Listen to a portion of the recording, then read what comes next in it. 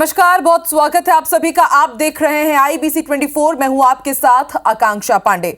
शाम के 7 बज रहे हैं, वक्त हो गया है मध्य प्रदेश के नंबर 1 बुलेटिन का। और इस बुलेटिन में हम आपको सिर्फ 24 मिनट में मध्य प्रदेश की हर खबर का पूरा अपडेट बताते हैं। और शुरुआत करेंगे रीवा की खबर के साथ। आपने वो गाना तो सुना ही हो गया, लुट गए हम तेरी मोहब्बत में। रीवा में इसी गाने से मिलता जुलता एक मामला सामने आया है। एक युवक ने एसपी से शिकायत की कि पूर्व विधायक की भतीजे ने शादी और प्यार का झांसा देते हुए 3.5 साल में उसे कंगाली के दौर पर लाकर खड़ा कर दिया है। अब युवक ने अपने पैसे वापस दिलाने और अपनी सुरक्षा के लिए एसपी से गुहार लगाई है। युवक का नाम विवेक शुक्ला है। अपनी शिकायत के साथ उसने पूरे प्रमाण भी पुलिस को दिए हैं। युवक ने अपनी शिकायत में बताया कि 3.5 साल पहले एक परिचित के माध्यम से उसकी मुलाकात पूर्व विधायक की भतीजी से हुई थी, जिसके बाद दोनों करीब आए। दोनों ने उज्जैन स्थित महाकाल मंदिर जाकर साथ जीने मरने की कस्में भी खाई। युवक का आरोप है कि युवती ने उसके बैंक अकाउंट से करीब 22 लाख रुपए कई किश्तों में ट्रांसफर कराए, साथ ही 50 लाख रुपए के महंगे गिफ्ट दिल्ली समेत बड़े शहरों से मंगवाए।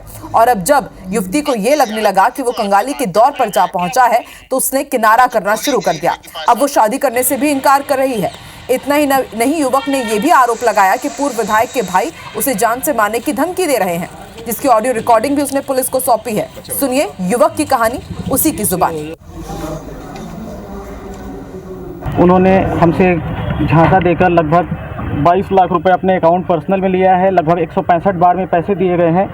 3 लाख रुपए से ज़्यादा के कपड़े, जेवरात और आईफोन, डायमंड रिंग के पैसे, सभी के पुख्ता सबूत मैं सबसे पहले बताना चाहूँगा, जो मैं यहाँ बोल रहा हूँ सभी के पुख्ता सबूत हैं। लगभग 512 पेज के एविडेंस CSP कार्यालय में दिए जा चुके हैं।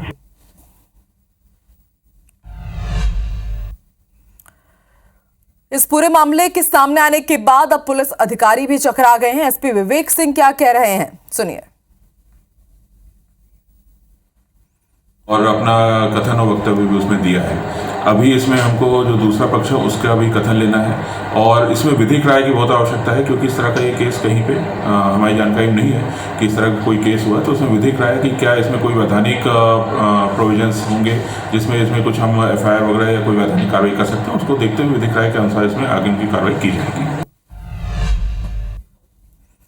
राजधानी भोपाल में करोड़ों की लागत से बना फ्लाईओवर लापरवाही की भेंट चढ़ता नजर आ रहा है। इसे शुरू हुए अभी सिर्फ 8 दिन भी नहीं हुए हैं कि जीजी फ्लाईओवर में गड्ढे दिखने लगे हैं। लोहे की सरिये कहीं कहीं निकली हुई नजर आ रही है।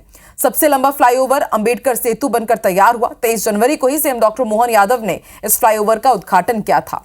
नवनिर्मित इस ब्रिज की क्वालिटी का जायजा ले रही हैं IBC 24 संवाददाता साक्षी त्रिपाठी। इस वक्त हम मौजूद हैं गवर्नमेंट प्रेस से गणेश मंदिर जाने वाले अंबेडकर सेतु में। करोड़ों की लागत से बना ये ब्रिज, लगभग 8 दिन पहले इस ब्रिज का उद्घाटन हुआ था। मुख्यमंत्री डॉक्टर मोहन यादव ने ब्रिज का उद्घाटन किया था, लेकिन करोड़ों की लागत से बनने वाला ये ब्रिज लापरवाही की भेंट चढ़ते नजर आ रहा है। आप तस्वीरों में देख सकते हैं कि जो ब्रिज है अभी से उखड़ने लगा है। इस ब्रिज को बनने में 2 साल का समय निर्धारित किया गया था, लेकिन इस ब्रिज को बनने में लगभग 4 साल से अधिक का भी समय लग गया। 4 साल बाद जब लोगों का इंतजार खत्म हुआ तो 8 दिन के अंदर ही ये जो ब्रिज है उखड़ते हुए नजर आ रहा है। अलग अलग जगहों पर, कई जगहों पर रॉड निकलते हुए नजर आ रहे हैं, कई जगहों पर बड़े गड्ढे निकलते हुए नजर आ रहे हैं और जो इसके जॉइंट्स हैं उसको वहां पर रॉड्स निकलते हुए साफ तौर पर देखी जा सकती है। ब्रिज में जगह जगह जो है कहीं ना कहीं गड्ढे बनते हुए नजर आ रहे हैं, ब्रिज पर दरारें पड़ती हुई नजर आ रही है और साथ ही साथ जहां पर जॉइंट्स है वहां पर जो रॉड्स है, सपोर्टिंग रॉड्स है, वो भी निकलते हुए नजर आ रही है। अब बड़ा सवाल ये है कि इतना वक्त लगने के बाद और इतना पैसा लगने के बाद जब जनता की सुविधा के लिए इस ब्रिज को शुरुआत की गई तो महज 8 दिन के वक्त में ही इस ब्रिज ने आखिर दम क्यों तोड़ दिया। कैमरा पर्सन संजय शुक्ला के साथ साक्षी त्रिपाठी, IBC 24 भोपाल। रतलाम पुलिस अब सोशल मीडिया की मदद से अवैध हथियारों के सौदागरों को पकड़ रही है। पुलिस ने अवैध हथियारों को खरीदने और बेचने वाले 4 आरोपियों को पकड़ा है, जिनमें एक नाबालिग भी है। पुलिस ने 5 पिस्टल, 1 कट्टा, 2 जिंदा कारतूस जब्त किए हैं। ये सभी हथियार धार जिले के गंधवानी से खरीद कर लाए गए थे। ये लोग सोशल मीडिया पर स्टेटस लगाकर अवैध हथियारों की खरीद फरोख्त करते थे और ऊंचे दामों पर इसे रतलाम और आसपास के क्षेत्र में बेचने वाले थे। पुलिस की रडार पर 1000 से ज्यादा सोशल मीडिया के अकाउंट है जो खरीद फरोख्त जैसे दलाल इनमें शामिल है। फिलहाल पुलिस आरोपियों के पुराने रिकॉर्ड भी खंगाल रही है। आजकल ये देखने को मिला है कि बेसिकली इन्फ्लुएंस करने के लिए या अपनी एक फॉलोइंग बढ़ाने के लिए जो है लड़के जो है वेपन्स के साथ अपने आप को जो है वो एक्सपोज करते हैं सोशल मीडिया पे। तो इसको लेकर के जो है हम जो है लगातार सतत पेट्रोलिंग कर रहे हैं और प्रयास रहेगा कि इस तरीके से कोई भी अवांछनीय गतिविधि ना हो रतलाम में। इसके लिए रतलाम पुलिस सतत जो है। बीजेपी प्रदेश अध्यक्ष वीडी शर्मा के काफिले की गाड़ी को एक ट्रक ने टक्कर मार दी। इसके बाद भी आरोपी ड्राइवर नहीं रुका। आरोपी ड्राइवर ने भोपाल से राजगढ़ तक 130 किलोमीटर तक ट्रक ने उत्पात मचाया। पुलिस ने ट्रक का पीछा किया, लेकिन तब तक 6 से अधिक थानों के 8 पुलिस वाहन क्षतिग्रस्त हो चुके थे। आरोपी ने गांधीनगर एएसआई नीरज चोपड़ा और ब्यावरा देहात थाने के हवलदार संतोष वर्मा को भी कुचलने की कोशिश की, जिसमें वो गंभीर रूप से घायल हो गए। पुलिस ने शुजालपुर निवासी आरोपी ट्रक ड्राइवर अजय मालवीय को गिरफ्तार कर लिया है। उसका साथी फरार है। बता दें कि गुरुवार रात करीब 9:30 बजे वीडी शर्मा का काफिला लाल घाटी के पास से गुजर रहा था, तभी ट्रक ने काफिले को टक्कर मारी थी और जब उसे पकड़ने की कोशिश की गई तो उसने रिवर्स लेते हुए कई गाड़ियों को अपनी चपेट में ले लिया और फिर उसके बाद राजगढ़ के पास जाकर के उसकी गिरफ्तारी हो पाई।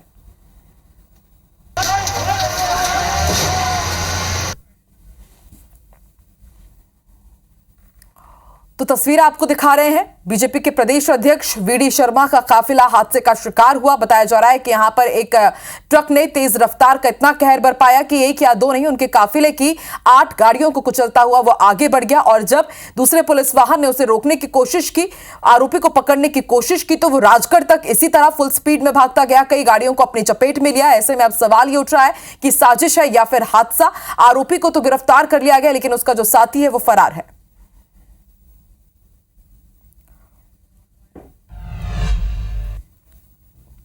शाहजहांपुर जिला अस्पताल में एक अनोखा मामला सामने आया है, जहां एक 13 साल के बच्चे ने गलती से 10 रुपए का सिक्का निगल लिया।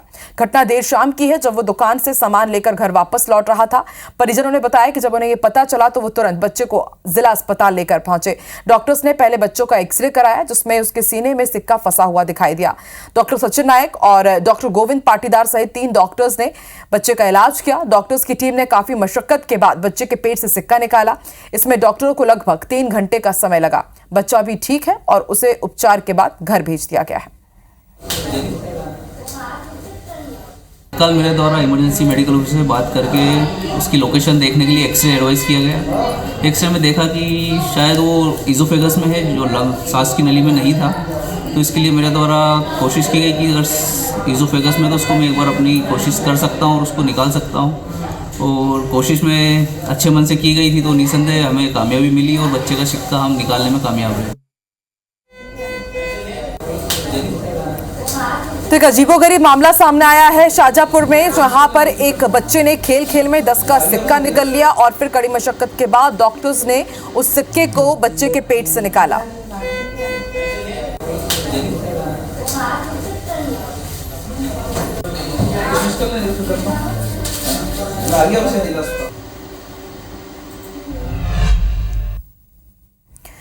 इंदौर क्राइम ब्रांच ने भोपाल में जाकर नशे के खिलाफ एक बड़ी कार्रवाई को अंजाम दिया है। इंदौर क्राइम ब्रांच ने भोपाल पुलिस की मदद से 5,240 नग नशीली सिरप और 9,30,000 नग नशीले टैबलेट बरामद किए हैं, जिसकी बाजार में कीमत 1 करोड़ रुपए से ज्यादा है। क्राइम ब्रांच ने मामले में 3 आरोपियों को भी गिरफ्तार किया है। बड़ी बात यह है कि आरोपी भोपाल में थाने से कुछ दूरी पर ही गोदाम बनाकर नशीली दवाइयों को रखे हुए थे। दरअसल इंदौर क्राइम ब्रांच ने कुछ दिन पहले मोइनुद्दीन, शावेज और जितेंद्र को अवैध मादक पदार्थों के साथ गिरफ्तार किया था। इन लोगों से पूछताछ के बाद पुलिस ने एक बड़ी कार्रवाई की भोपाल में। गोडाउन है, वहाँ पर लगभग 52 कार्टून मिले हैं और 9,30,000 के करीब अल्फाजुलम टैबलेट्स मिली हैं और इसमें लगभग 5,000 से ऊपर जो कोडीन सिरप है, टोटल 5200 कुछ कोडीन सिरप की बोतलें मिली हैं, लगभग 12 कार्टून। तो इसमें फ़िलहाल NDPS एक्ट के तहत आरोपियों को गिरफ्तार कर लिया गया है और इसमें 1 करोड़ से अधिक की जो इनकी कीमत है जो जब्त की गई है। इसके पास कोई वैध लाइसेंस नहीं था। पूर्व आरटीओ कांस्टेबल सौरभ शर्मा के मामले में नया अपडेट सामने आया। सौरभ शर्मा ने अवैध धनराशि का बड़ा हिस्सा प्रॉपर्टी में निवेश किया है।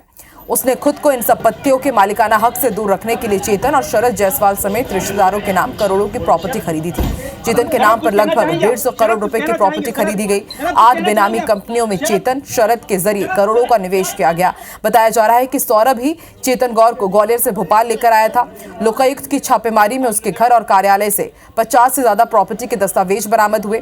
पुलिस सौरभ शर्मा, चेतन गौर और शरद जायसवाल से अलग अलग पूछताछ कर रही है। पुलिस के मुताबिक सौरभ चेतन और शरद को पार्टनर बता रही है, तो वहीं चेतन और शरद सौरभ के लिए एक कर्मचारी के रूप में काम करने की बात कर रहे हैं और सौरभ ने प्रॉपर्टी खरीदने के लिए उनके दस्तावेज का इस्तेमाल किया, ऐसे आरोप भी लगे हैं।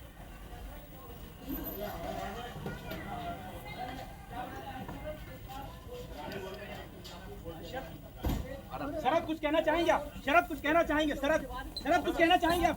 शरद। अब बात करेंगे बजट की। केंद्रीय वित्त मंत्री निर्मला सीतारमण ने आज बजट पेश कर दिया है। उन्होंने कई घोषणाएं की हैं। इसमें मध्य प्रदेश के लोगों को कितना लाभ मिलेगा, ये जानते हैं। तो सबसे पहले बात करते हैं किसानों की। वित्त मंत्री ने किसानों के लिए दिए जाने वाले केसीसी लोन की लिमिट बढ़ा दी है। किसान अब 3 लाख की जगह 5 लाख रुपए तक का लोन ले सकेंगे। इसका सीधा लाभ पूरे देश समेत मध्य प्रदेश के किसानों को भी होगा। मध्य प्रदेश में 72 लाख किसान हैं, उनको ये लाभ मिलेगा। इनकम टैक्स की सीमा बढ़ने से भी अब सीधे तौर पर भोपाल, इंदौर, जबलपुर जैसे बड़े शहरों में रहने वाले मिडिल क्लास लोगों को और नौकरी पेशा लोगों को भी सीधा लाभ मिलेगा। पीएम स्वनिधि योजना में स्ट्रीट बिजनेस शुरू करने वालों के लिए बैंक लोन की सीमा 10,000 से बढ़ाकर 30,000 रुपए कर दी गई है और इसका भी फायदा मध्य प्रदेश के 12 लाख स्ट्रीट वेंडर्स को मिलेगा। सूक्ष्म और लघु उद्योग के लिए ऋण गारंटी कवर 5 करोड़ रुपए से बढ़ाकर 10 करोड़ रुपए करने और स्टार्टअप के लिए 10 से 20 करोड़ रुपए बढ़ाने से सूक्ष्म और लघु उद्योगों को फायदा मिलेगा। छोटे उद्योगों के लिए विशेष क्रेडिट कार्ड योजना से मध्य प्रदेश के 49,000 छोटे उद्योगों को लाभ मिलेगा। मध्य प्रदेश में हर लोकसभा क्षेत्र में मेडिकल कॉलेज खोले जा रहे हैं। मेडिकल कॉलेज में सीटों को करीब 1.25 लाख तक बढ़ाने की घोषणा से डॉक्टर्स की कमी दूर होगी। अगले 5 साल में 75,000 सीटों को जोड़ने से मध्य प्रदेश में भी चिकित्सा शिक्षा क्षेत्र बदलेगा। इसके अलावा बजट में शहरी विकास के लिए किए गए 1 लाख करोड़ रुपए के अर्बन चैलेंज फंड का भी प्रावधान है, जिससे भोपाल समेत प्रदेश के अन्य स्मार्ट सिटीज को मौका मिलेगा। जल जीवन मिशन की सीमा साल 2028 तक बढ़ाने से घर घर जल पहुंचने की योजना से मध्य प्रदेश के गांव और शहरों को भी फायदा मिलेगा। एससी और एसटी वर्ग की महिलाओं के लिए 2 करोड़ का टर्म लोन देने की घोषणा से प्रदेश की इस वर्ग की महिलाओं को भी इसका लाभ मिलेगा। मध्य प्रदेश को विभिन्न योजनाओं में 50,000 करोड़ रुपए मिलने की उम्मीद है। मध्य प्रदेश के वित्त विभाग ने सभी विभागों से केंद्रीय बजट में अवसर तलाशने के लिए रिपोर्ट बनाने के निर्देश दिए हैं।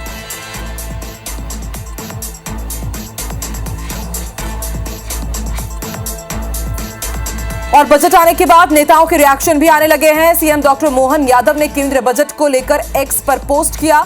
केंद्रीय बजट को लेकर उन्होंने लिखा कि यह बजट विकसित भारत के संकल्पों को सिद्ध करने वाला है। ये कल्याणकारी और समावेशी बजट है। समग्र विकास के साथ स्टार्टअप्स, इनोवेशन, एआई से परिपूर्ण है। और इसके अलावा बीजेपी और कांग्रेस के नेता इस बजट पर किस तरह का रिएक्शन दे रहे हैं वो भी आपको सुनवाते हैं।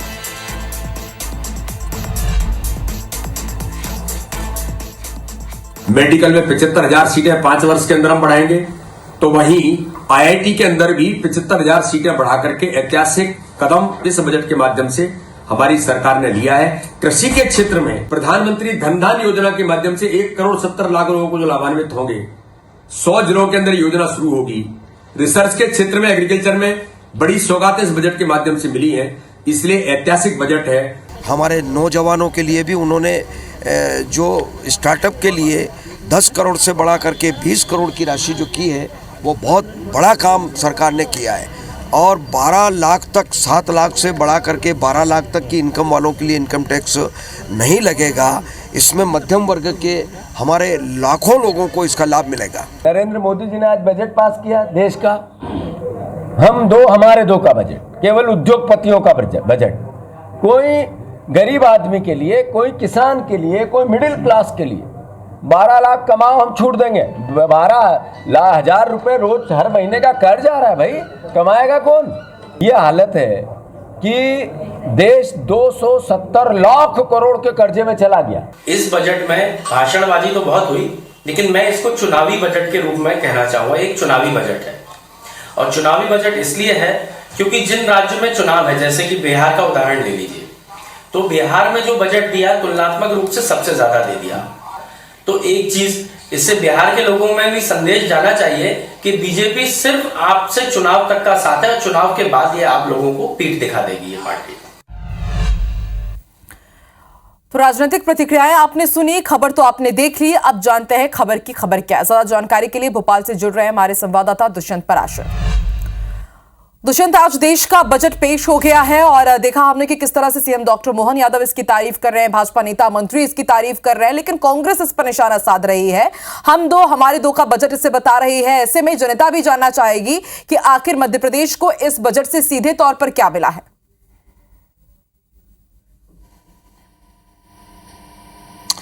बिल्कुल, देखिए बजट में अलग अलग राज्यों के लिए अलग अलग प्रावधान जो है वो वित्त मंत्री निर्मला सीतारमण ने किए हैं। और जिस तरीके से अगर केंद्र सरकार की बात की जाए तो केंद्र सरकार ने तमाम सारी जो देश की जनता है उसको 4 वर्गों में बांटा है, गरीब, किसान, महिला और युवा। तो ऐसे में चारों वर्गों को अलग अलग तरीके से यहाँ पर सम्मानित भी किया गया है और उन्हीं के समस्याओं के निदान के लिए तमाम सारे प्रावधान भी अलग अलग तरीके से किए गए हैं।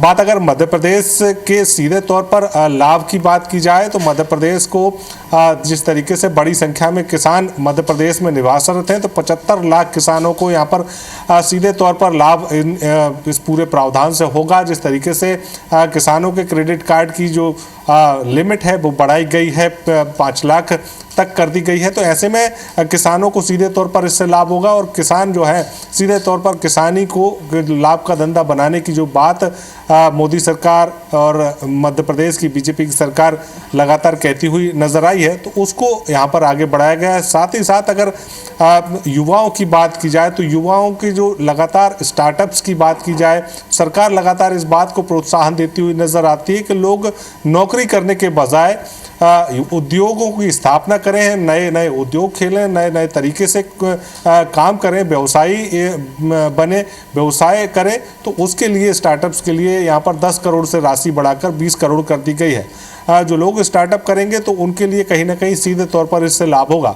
साथ ही साथ अगर मध्यम वर्गीय परिवारों की बात की जाए, उन लोगों की बात की जाए जिन लोगों को सबसे ज़्यादा टैक्स जो है वो चुकाना होता है, कर्मचारियों की बात की जाए, रिटायरमेंट हो चुके कर्मचारियों की बात की जाए, तो उन तमाम सारे लोगों को सीधे तौर पर फ़ायदा होगा जिन लोगों को 7 लाख से ज़्यादा जो उनकी इनकम है वो अब 12 लाख सरकार ने कर दी है। तो ऐसे में इनकम टैक्स स्लैब में भी सीधे तौर पर छूट मिली है और उसी के चलते कहीं ना कहीं सीधे तौर पर लाभ यहाँ पर होता हुआ नजर आ रहा है। महिलाओं को यहाँ पर सौगातें जो है वो यहाँ पर दी गई हैं। महिलाओं को, युवाओं को, तमाम सारे वर्गों को यहाँ पर सम्मानित करने की बात यहाँ पर सरकार कहती हुई नजर आ रही है। तमाम सारे वर्गों का ध्यान रखा गया है। उद्योग धंधों की अगर बात की जाए तो लगातार निवेशकों के साथ में मुख्यमंत्री डॉक्टर मोहन यादव चर्चा करके जापान से लौटे हैं, लेकिन इसके साथ साथ केंद्र की मोदी सरकार भी लगातार मध्य प्रदेश में उद्योगों की स्थापना के लिए कदम से कदम ताल मिलाकर चल रही है। अभी आकलन किया जा रहा है कि इस बजट से किन वर्गों को कितना फायदा मिला है और मध्य प्रदेश के लिए क्या कुछ खास है, यह आकलन के बाद सबके सामने आ ही जाएगा।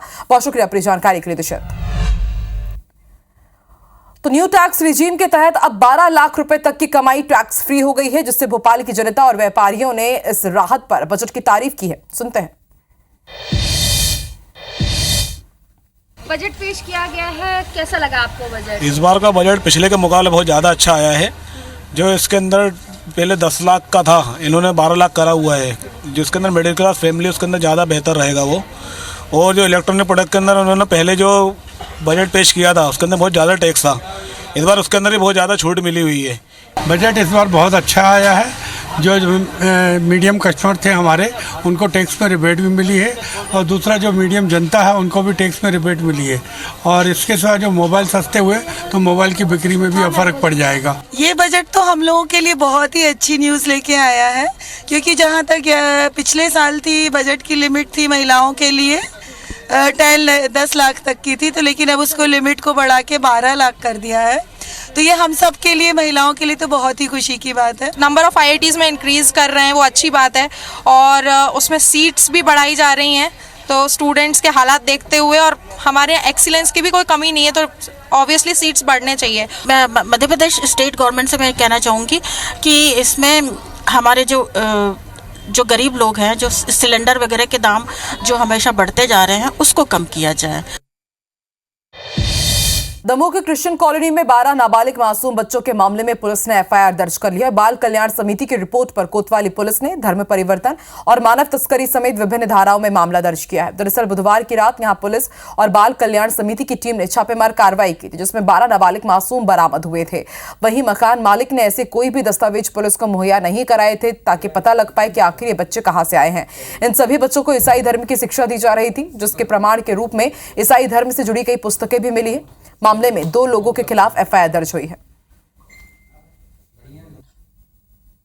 हाँ, बच्चों को जैसा बताया कि उनकी मर्जी के खिलाफ रखा जा रहा था। बच्चों के बयान में भी कुछ इस टाइप की बातें आई हैं। मकान के मालिकाना हक के बारे में मेरे पास तथ्य नहीं है। अभी इस संबंध में पूरी इन्वेस्टिगेशन नहीं हुई है। वो बच्चों के कथन और बाकी चीजें, जो कि बच्चे नाबालिग हैं, उनको हम अभी पब्लिक नहीं कर सकते हैं। एफआईआर होने के बाद जो विवेचना में तथ्य आएंगे तो उसको हम जरूर मीडिया को उपलब्ध कराएंगे। ये ह्यूमन ट्रैफिकिंग ही है।